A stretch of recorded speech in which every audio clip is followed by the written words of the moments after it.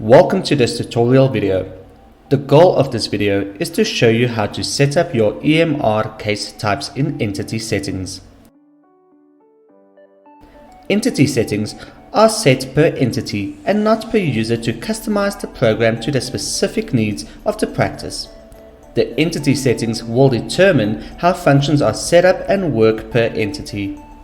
The purpose of setting up the EMR case types is for the practitioner to select under what category type the diagnosis or procedure falls in the EMR form under the clinical event.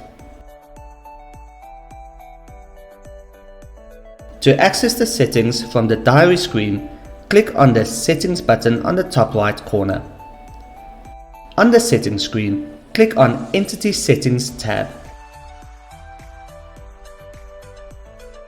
Click on the Clinical Form Settings panel to expand it.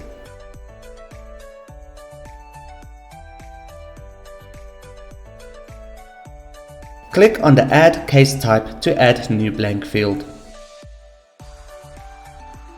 A new line will be added where you can complete a new case type. Type the case type name in the blank field. Click on the Add Case Type button again if you want to add another case type.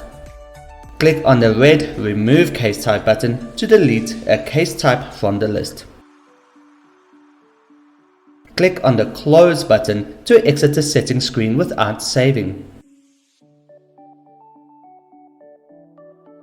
Click on the Save button to save the new settings.